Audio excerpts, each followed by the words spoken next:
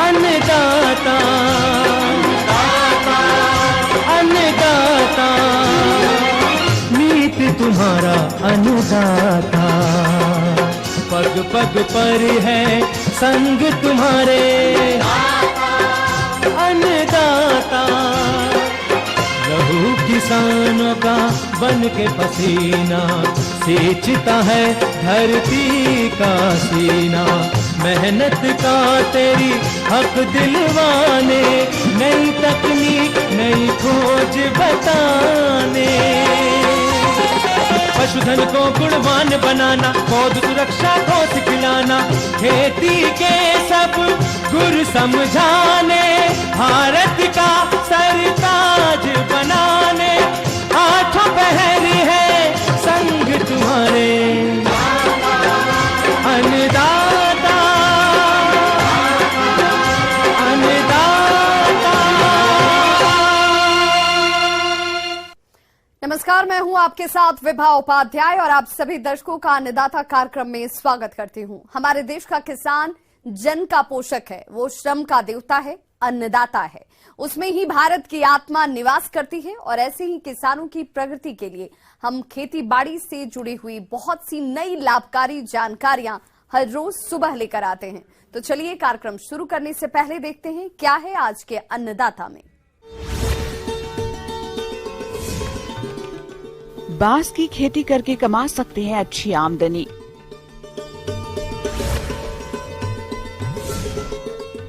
तसर रेशम कीट पालन कर रहे किसानों को जरूरी सलाह।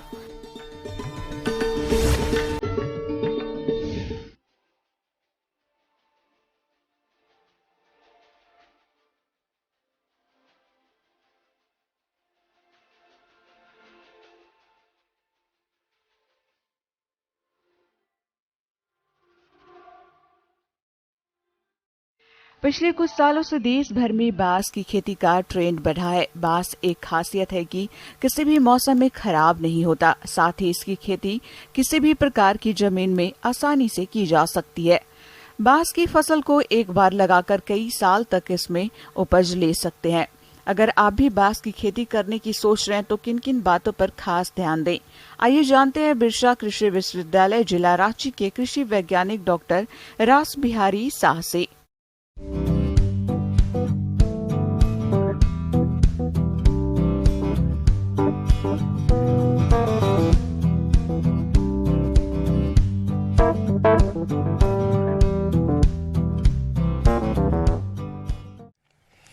तो आज हम लोग जानेंगे कि बांस की खेती कैसे करें और उनसे क्या क्या फायदे उठाएं हम लोग अपने ज़मीन पे उसकी खेती करके। ये जो है बहुत ही उपयोगी पौधा है। इसके उपयोग को देखते हुए इसे ग्रीन गोल्ड भी कहते हैं, इसे पुअर मैन टिम्बर भी कहते हैं और बहुत जगह पे इसको बड़ा भाई के बिग ब्रदर के नाम से भी जानते हैं। इसके करीब दस्तावेज में तकरीबन 500 से ज़्यादा उपयोग है और जैसे जैसे तकनीकी का विकास हो रहा है, लोगों को पता चल रहा है, वैसे वैसे और ही ज़्यादा इनके उपयोग सामने आ रहे हैं। बांस की खेती सदाबहार पौधे के रूप में की जाती है। ये घास प्रजाति का पौधा होता है जो कि सबसे अधिक तेजी से बढ़ने वाला पौधा भी कहलाता है। बांस की कुछ किस्में ऐसी हैं जिसके पौधे एक दिन में तकरीबन 90 सेंटीमीटर तक बढ़ जाते हैं। बांस के पौधे वायुमंडल में 35% तक ऑक्सीजन का निर्वाह करते हैं तथा कार्बन डाइऑक्साइड की मात्रा को भी कम कर देते हैं। देश के वो किसान जो बंजर भूमि या जलवायु परिवर्तन से परेशान होकर किसी तरह की खेती करने में असमर्थ हैं, वो बांस की खेती कर अच्छी कमाई कर सकते हैं। तो अभी पूरे विश्व में करीब मतलब 1250 प्रजातियां बांस की है, जबकि हमारे अपने भारत में 136 प्रजातियां हैं। और इसमें जो हमारा नॉर्थ ईस्ट है, जो हमारा जो सारे स्टेट हैं नॉर्थ ईस्ट के, वो इसमें बहुत समृद्ध हैं। वहाँ पे चूँकि वहाँ की जलवायु यहाँ की बहुत मतलब बांस के बहुत अनुकूल है। हालांकि हमारा झारखंड भी जो है बांस के मामले में बहुत समृद्ध है और यहाँ पे नेशनल बम्बू मिशन के प्रयास से उनके तहत यहाँ पे बहुत से किसानों की ज़मीन पे और कुछ कम्युनिटी लैंड पे भी बांस की खेती हो रही है। बांस एक ऐसा पौधा जिसे किसी भी तरह की मिट्टी में उगाया जा सकता है। केंद्र सरकार द्वारा चलाई जा रही राष्ट्रीय बांस मिशन में किसानों को बांस की खेती करने पर सब्सिडी भी प्रदान की जा रही है। वर्तमान समय में बांस की 136 किस्मों को उगाया जा रहा है। किंतु भारत में उगाई जाने वाली कुछ प्रजातियां ऐसी हैं जिन्हें व्यापारिक तौर पर उगाया जाता है, जो इस प्रकार है: बम्बूसा बाल्कोआ, बम्बूसा तुलदा, बम्बूसा बम्बोस, बम्बूसा वल्गरिस, बम्बूसा पलिडा, बम्बूसा नूतन, डेंड्रोकलामस सख्त आदि प्रमुख हैं। तो इसमें अगर मैं एक बांस मतलब की बात करूं जो कि सबसे सर्वाधिक उपयोगी है, तो वो है बम्बूसा बाल्कोआ। ये बहुत ही उपयोगी है। इसका जो दीवार होता है, मतलब वाल बोलती है, बहुत मोटी होती है, बहुत मजबूत होती है। ये आपको बहुत काम आएगा। हम शुरुआत करते हैं बांस की खेती के लिए पहले कि कहाँ पे लगाया जाए, बांस की खेती कहाँ करें। देखिए, अब तो बांस की खेती जहाँ पानी नहीं जमता है वहाँ छोड़ के आप कहीं भी कर लीजिए बांस की खेती। बांस के बीजों की रोपाई पौध के रूप में की जाती है, जिसके लिए नर्सरी में बीजों को तैयार कर लिया जाता है। बांस के पौधों की रोपाई खाली पड़ी भूमि या फिर खेत किनारे बाड़ की तरह की जाती है। इसके पौधों की रोपाई 5 मीटर की दूरी पर तैयार 0.3 मीटर गहरे गड्ढे में की जाती है। इन गड्ढों में तैयार प्रकंदों या तैयार पौधों की रोपाई कर दी जाती है। आप उन्नत नर्सरी संस्थान से बांस के पौधे खरीद सकते हैं। रही बात की पौधा कहाँ से तैयार करें, कहाँ से उपलब्ध हो, तो हमारे झारखंड में वन विभाग की बहुत सारी पौधशालाएं हैं। वहाँ पे बहुत सारे प्रजातियां जो कि झारखंड में के लिए उपयुक्त हैं, वहाँ पे आपको मिल जाएंगी। या फिर जैसा मैंने बताया कि कर्नाटक के होसूर में है। पौधा रोपण के वक्त क्या करते हैं कि उस पर 20-25 ग्राम दीमक के लिए जो दवाई होती है वो दे दीजिए, 200-250 ग्राम DAP डाल दीजिए, और 7-8 किलो उस पर 10 किलो तक डाल सकते हैं आप फार्म यार्ड मैन्योर, और थोड़ा सा नीम का या करंज का केक भी डाल दीजिए, तो ये अच्छा रहेगा। उसके बाद जब पौधारोपण करेंगे तो जब बरसात आती है पौधारोपण कर दीजिए।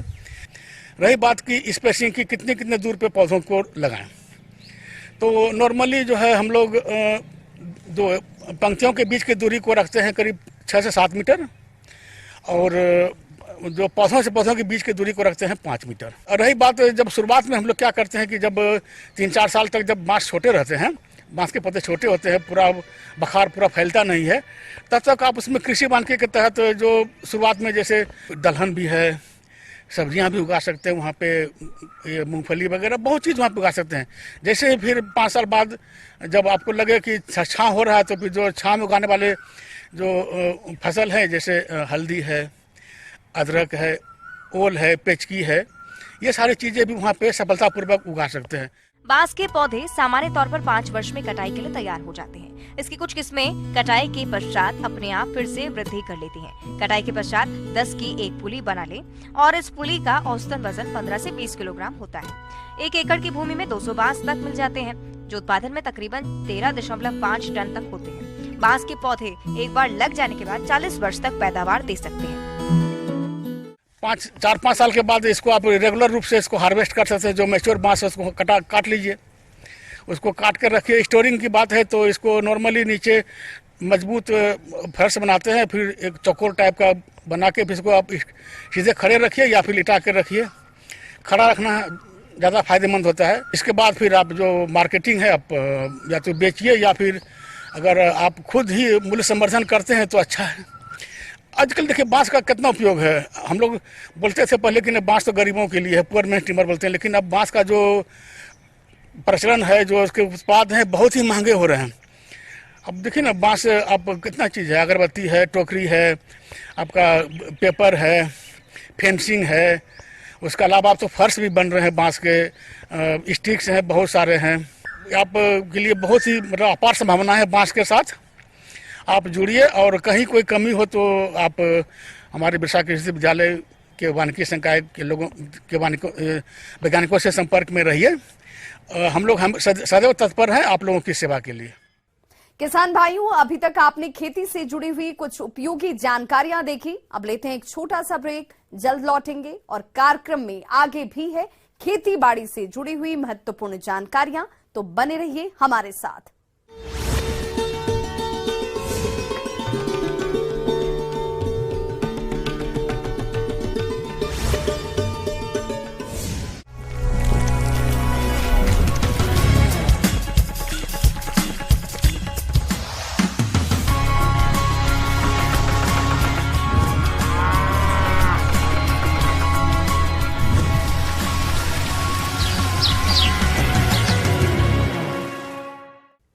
ब्रेक के बाद एक बार सभी दर्शकों का एक बार फिर से अन्नदाता में स्वागत है। चलिए रुक करते हैं अगली कड़ी की ओर।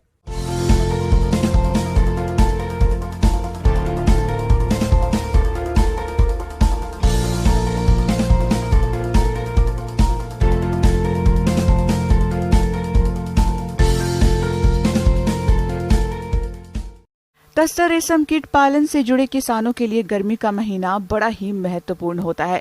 किसान इस गर्मी के महीने में अगर अपने तस्सर कीटों के खाद्य पौधों की कटाई छटाई बीजागार में कोकून की सही तरीके से देखरेख और प्रबंधन करेंगे तो उन्हें अधिक व अच्छा उत्पादन का लाभ मिल सकेगा। तो चलिए इसके बारे में जानते हैं केंद्रीय तस्सर अनुसंधान एवं प्रशिक्षण केंद्र नगड़ी रांची के वैज्ञानिक डॉक्टर JP पांडे से।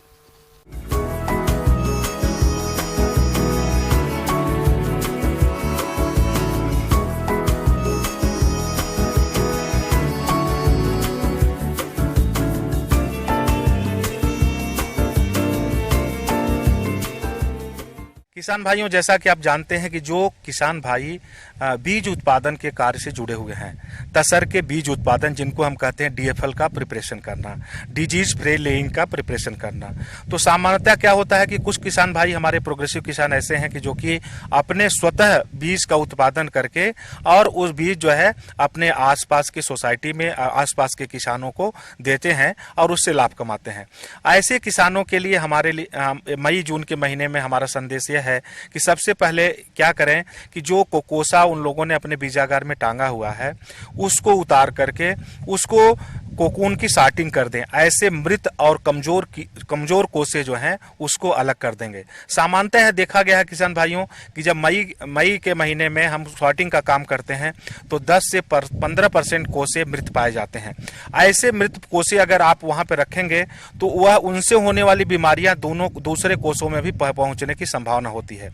आपके ग्रेनेज में तापमान बहुत ही अत्यधिक गर्मी के दिनों में बढ़ जाता है, जैसे 35 डिग्री से ऊपर जाता है, 32 डिग्री से 34 डिग्री से ऊपर जाता है। उस दौरान आप क्या करें कि उसको तापमान घटाने के लिए आप वहां पे बालू की एक लेयर कुछ दूरी में बिछा करके उस पे पानी डालते हैं, जिससे बहुत हद तक तापमान घटता है। मृत और रोगग्रस्त कीट को पेड़ से उतारकर कीट पालन स्थल से बाहर लगभग 1 फुट गहरे गड्ढे में दबाया जाना नितांत आवश्यक है। इससे अन्य कीटों में बीमारी फैलने से रोका जा सकता है। साथ ही कीट पालन क्षेत्र में चूना और ब्लीचिंग पाउडर का उपयोग समय समय पर किया जाना लाभप्रद होता है। एक प्रमुख बीमारी है जिसको हम पेब्रिन कहते हैं, उससे लगभग हमारे तसर रेशम उद्योग को 15 से 20% नुकसान होता है। अगर अच्छी गुणवत्ता वाला हम सीड बनाना चाहते हैं, उसके लिए आवश्यक है किसान भाइयों कि सबसे पहले हम बीजागार में जो कोसे रखे हुए हैं उनकी गुणवत्ता पे ध्यान रखें। इसके लिए जरूरी है कि आप ग्रेनेज हाउस का प्रतिदिन भ्रमण करें, वहां का तापमान और आर्द्रता का आप आकलन करें, उसको देखें, और जो भी तितलियां ऐसी जिसको इरेटिक इमरजेंस कहते हैं, बीच बीच में इमरजेंस हो रही हैं, उनको लेकर के उनका सूक्ष्मदर्शी से परीक्षण जरूर करें।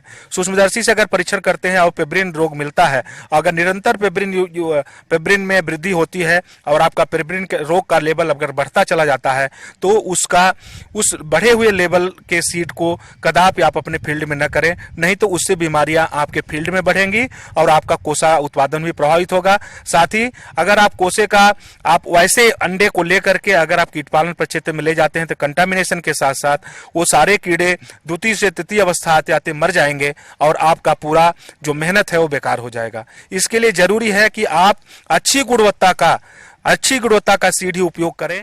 रोग नियंत्रण के लिए 0.3% स्लाइड लाइम सॉल्यूशन में 2% ब्लीचिंग पाउडर 100 लीटर पानी के घोल में तैयार करने के लिए 2 किलोग्राम ब्लीचिंग पाउडर और 300 ग्राम स्लेम लाइम पाउडर में थोड़ा सा पानी मिलाएं और एक पेस्ट बनाकर प्रयोग करें। किसान भाइयों, जो हम कोकून का सॉर्टिंग का कार्य करते हैं, जो मई के महीने में बहुत ही महत्वपूर्ण प्रक्रिया होती है, जिसमें हम 2 बातों का मुख्यतः ध्यान रखते हैं। सबसे पहला क्या है कि जब हम कोसे को उठाते हैं, सामान्यतः एक कोसे का भार 10 से 12 ग्राम होता है, लेकिन सामान्यतः जब हम कोसे में के अंदर जो प्यूपा होता है अगर मर गया रहता है, मृत कीट रहता है, तो हमको उसका वजन जो है बहुत हल्का लगता है। दूसरा एक है कि हमारा जो ऐसे कोसे जिनका कोसा बाहर से फ्लिमजी है, इस ऐसे कोसों को बाहर से देखने पे भी पिचका हुआ नजर आएगा और उसका जो कोसे की परत है बहुत ही कमजोर होगी। आप विजुअल एंड फील बेसिस से भी देख सकते हैं, आप टच करके भी देख सकते हैं। ऐसे कोसों को अलग कर देना है, क्योंकि उससे जो इमरजेंस भी है अगर होगा, ऐसे कोसे जिसमें कोसा का भार बहुत कम है और साथ ही उसका फ्लिमजी कोकून जिसको कहते हैं, अगर उससे आप सीड बनाते हैं तो उसको आपको अच्छा सीड नहीं माना जाएगा। कीट की पहली अवस्था से तृतीय अवस्था तक विभिन्न कीड़े मकोड़े जैसे चिपरी, बर्रे, चींटियों आदि के द्वारा अधिक हानि होती है, जिसे रोकने के लिए उपयुक्त ऊंचाई के वृक्षों का चुनाव और कीट पालन से पहले ऐसे कीटों के स्थानों को नष्ट करना भी आवश्यक होता है। जैसा कि किसान भाई आपको बता रहे हैं कि जब कोसा के सॉर्टिंग का कार्य हम करते हैं तो उसमें हम 3-4 विधियों पे प्रमुखतया ध्यान देते हैं। सबसे पहला है कि हम कुछ कोसों को 100 कोसे की एक माला होती है, उसमें से 2 से 4 कोसों को हम ऊपर के जहाँ पे पेडंकल वाला पोर्शन होता है वहां से ब्लेड के द्वारा कट कर लेते हैं। कट करके देखते हैं अगर अगर प्यूपा हमारा लाइव है। लाइव प्यूपा का कैसे हम आकलन करते हैं कि उसमें अगर हम प्यूपा को ऊपर से लगभग 5 से 7 सेंटीमीटर के ऊंचाई से अगर हम नीचे गिराते हैं तो उस दौरान में एक मोमेंट होता है, उसके पोस्टीरियर पोर्शन में एक मोमेंट होता है, जिससे हम मान लेते हैं कि ये कोसा जो है ये मोमेंट हो रहा है। इसका मतलब ये कोसा काफी अच्छे तरीके का हमारा कोसा है और इसको हम कंटिन्यू कर सकते हैं। आगे और भी है खेती बाड़ी से जुड़ी हुई बहुत सी रोचक जानकारियां, पर यहां रुकेंगे एक छोटे से ब्रेक के लिए, जल्द हाजिर होते हैं।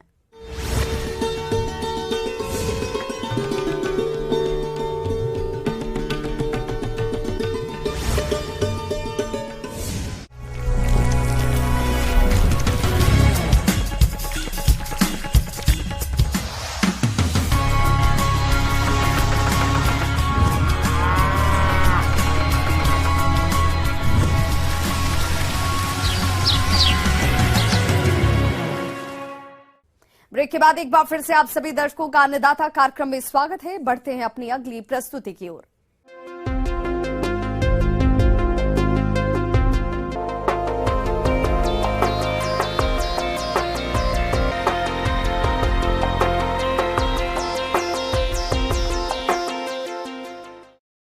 आजकल किसान खेती में विभिन्न यंत्रों का उपयोग कर रहे हैं। इनके उपयोग से कृषि कार्यों को बेहद आसानी से कम समय में किया जाता है और जैसा कि इस समय फसलों की मड़ाई का कार्य जोरों पर चल रहा है और किसान मड़ाई का कार्य थ्रेसिंग के द्वारा करते हैं, लेकिन थ्रेसिंग करते समय किसान कई बार दुर्घटना के शिकार हो जाते हैं। तो थ्रेसिंग करते समय आप किन किन बातों को ध्यान में रखें, इस बारे में जानकारी के लिए देखिए हमारी ये खास रिपोर्ट।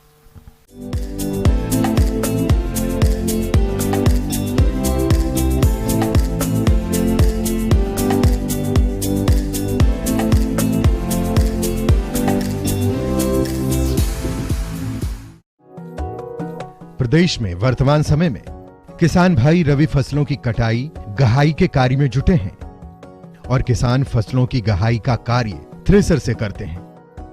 ऐसे में हमारे किसान भाई थ्रेसिंग करते समय कोई विशेष सावधानी नहीं रखते हैं, जिससे दुर्घटना होने का डर बना रहता है। तो आपको चाहिए कि थ्रेसिंग करते समय कुछ खास बात का ध्यान रखें ताकि किसी भी प्रकार की होने वाली संभावित हानि से बचा जा सके। किसान भाइयों, जब कोई व्यक्ति फसल को मशीन में डालने का कार्य करता है तो अक्सर कोशिश की जाती है कि फसल को जल्दी से थ्रेसर में डाला जाए ताकि फसल को उठाने में पर्याप्त समय मिल सके। इस जल्दबाजी के कारण कई बार हादसे भी हो जाते हैं। इसलिए फसल को थ्रेसर में डालने का कार्य 2 व्यक्तियों द्वारा किया जाना चाहिए। एक व्यक्ति फसल को नीचे से उठाता है और दूसरा उसे मशीन में डालता है। फसल अंदर डालने वाले व्यक्ति के खड़े होने की जगह समतल और मजबूत होनी चाहिए। चारपाई, अनाज के बोरे, फसल की गांठें और टायर पर खड़े रहने से शरीर का संतुलन बिगड़ सकता है और मशीन पर गिरने की अधिक संभावना रहती है।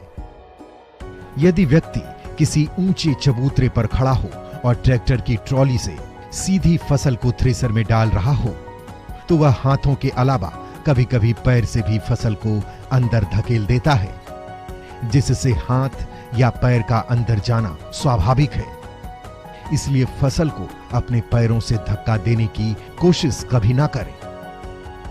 थ्रेसर चालक के ढीले कपड़े जैसे कि गमछा, धोती, साड़ी या बाल मशीन के पट्टों या अन्य घूमने वाले कलपुर्जों से उलझ जाते हैं और व्यक्ति गंभीर दुर्घटना का शिकार हो जाता है। इस प्रकार की कुछ दुर्घटनाएं जानलेवा भी हो सकती हैं। इसलिए थ्रेसर पर काम करते समय ढीले कपड़े ना पहने। औरतें अपने बाल और साड़ी कसकर बांधें। हाथों में चुभने वाली फसलों की गहाई करते समय किसान अधिकतर गमछा, पुराना कपड़ा या बोरे का टुकड़ा हाथ पर लपेट लेते हैं। ऐसा करना भी खतरे से खाली नहीं है। कपड़े या बोरे अक्सर थ्रेसर के धुरे में लिपट जाते हैं, जिससे हाथ भी खींचकर अंदर चला जाता है।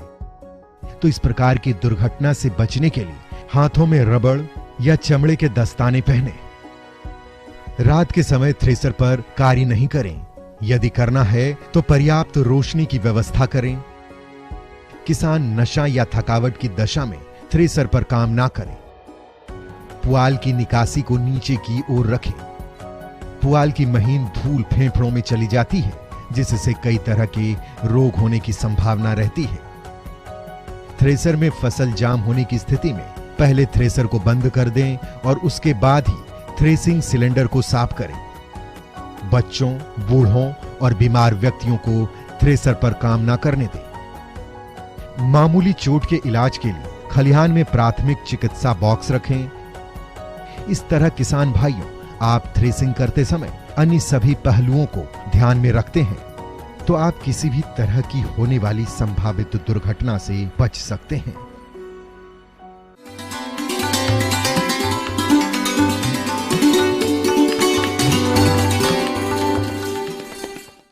अन्नदाता हेल्पलाइन निःशुल्क फोन संपर्क सेवा के माध्यम से आपके द्वारा पूछे गए प्रश्नों में से एक या दो महत्वपूर्ण प्रश्न को हम अपने कार्यक्रम में शामिल करते हैं और इसी के तहत आज किसान का सवाल और उनका जवाब इस प्रकार से है। आज के अन्नदाता कार्यक्रम में हमने जिस प्रश्न को शामिल किया है उसे पूछा है गांव बेलवा, जिला गोपालगंज से प्रीतम लाल ने। आप विभिन्न फसलों में कीटों की रोकथाम के लिए ट्रैपों पर जानकारी चाहते हैं तो प्रीतम लाल जी, आपकी जानकारी के लिए देखिए कार्यक्रम का यह अंश। किसान भाइयों को जानकारी के लिए आवश्यक है कि बहुत सारे जो कीट नियंत्रण की विधियां हैं उनमें कीटनाशकों के अलावा और भी बहुत सारा विधियां हैं। किसान भाई, इसी में हम बात करते हैं ट्रैप्स की। ट्रैप्स में हम बहुत सारी ट्रैप्स जो मार्केट में मिलती भी हैं या फिर किसान भाई अपने स्तर पे बना भी सकते हैं। पहला ट्रैप जिसका मैं बताना चाहूँगा कि इंसेक्ट्स में क्या होता है कि उनका जो देखने का तरीका होता है वो किसी कलर को कुछ अच्छे से अट्रैक्ट होते हैं। अगर आप पीले रंग के कपड़े पहन के बाहर में निकलते हैं तो बहुत सारी लाही आपके कपड़ों के ऊपर लाही बैठ जाती है आकर के, तो ये जो पीला रंग है उसके ऊपर आकर्षित होती है। इसी का फायदा ध्यान में रखते हुए अगर हम जो येलो कलर के जो अगर पॉलीथीन है या कलर है उसके ऊपर में कुछ स्टिकी सब्सटेंसेस लगा दें और खेत के अंदर में चिपका देते हैं तो इसके ऊपर में लाही, इसके साथ में जो हॉपर्स और बहुत सारे जैसिड्स इसके ऊपर में आकर के चिपक जाते हैं। इससे फायदा ये होगा कि आपको पता लग जाएगा कि आपके खेत में कौन सा कीड़ा किस समय में कितनी संख्या में आ रखा है, तो उसका हमारे को कंट्रोल करने में आसानी होती है। तो ये येलो स्टिकी ट्रैप्स हैं। अगर इसी कलर को हम ब्लू कर देते हैं तो ये ब्लू स्टिकी ट्रैप्स जिसमें बहुत सारे थ्रिप्स की स्पीसीज भी ट्रैप होती हैं। और हमने यहाँ पे देखा है कुछ जो मोथ्स हैं, जो हानिकारक मोथ हैं, वो भी इसके ऊपर आकर्षित होते हैं।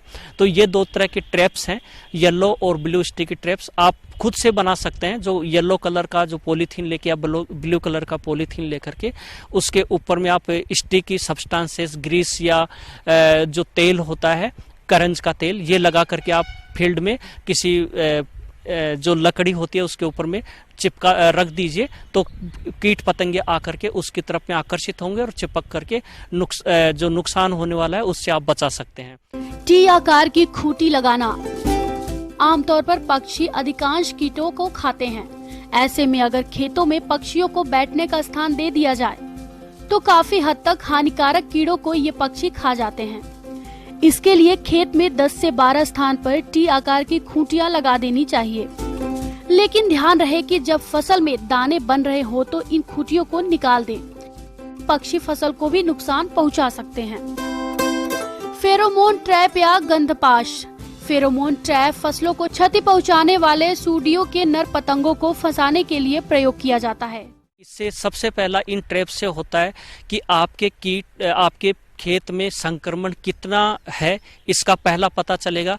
अगर इनकी संख्या बढ़ा देते हैं तो कीट नियंत्रण में भी ये सहयोग करेगा। इसके साथ में कई बार देखते हैं कि अगर कीटों को समय पर, अगर फिरामोन्स के स्पेशल केस में देखते हैं, अगर कीटों को जब मेटिंग करते हैं उस टाइम में उनको डिस्टरबेंस किया जाता है इन ट्रैप्स के द्वारा, तो उसका भी इनमें इसके प्रयोग से उनकी संख्या में कमी होती है। ये सब जो ट्रैप्स हैं वो आपको बाजार में काफी कम दर पर उपलब्ध हैं, जिनका किसान भाई हर फसल में अलग अलग तरह का जो फेरोमोन ट्रैप्स हैं उनका प्रयोग कर सकते हैं। इसके साथ में बहुत सारे ट्रैप्स और भी हैं। इन ट्रैप्स को अगर कलर जो उसकी बात कर रहे थे, तो कुछ यूवी लेंस होती हैं जिसके ऊपर में इंसेक्ट बहुत आकर्षित होता है। उसका फायदा उठा करके अभी जो बारिश का मौसम है, हम लाइट पर देखते हैं कि बहुत सारे कीट पतंगे, स्पेशली जो दीमक का प्रकोप है वो बढ़ जाता है। दीमक का जो एडल्ट्स होते हैं वो लाइट पे आते हैं। उसके नीचे में जो एक बड़ा सा बर्तन रख के उसमें थोड़ा केरोसिन डाल दीजिए। इसमें बहुत सारी जो शाम के समय में दीमक और जो सफेद लट के जो भृंग है वो आकर के नियंत्रण होंगे और जो आने वाली फसल है उससे आप बचा सकते हैं। ये देसी तरीका है। इसके साथ में आपको मार्केट में बहुत सारे लाइट ट्रैप्स और सोलर बेस्ड ट्रैप जो मिलते हैं वो उनका भी आप प्रयोग कर सकते हैं।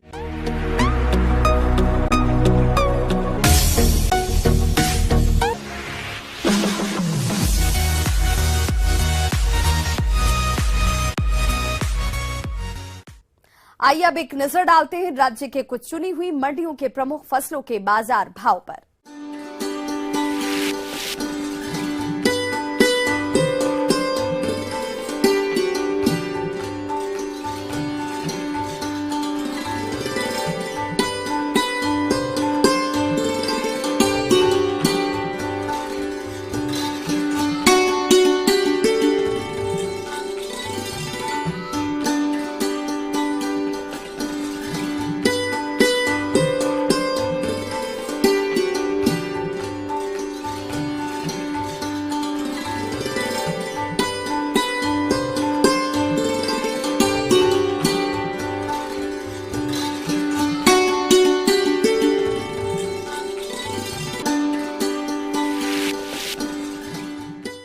किसान भाइयों, अन्नदाता आपकी सेवा के लिए संकल्परत है। कृषि संबंधित समस्या और सुझावों के लिए आप हमें इस पते पर संपर्क कर सकते हैं।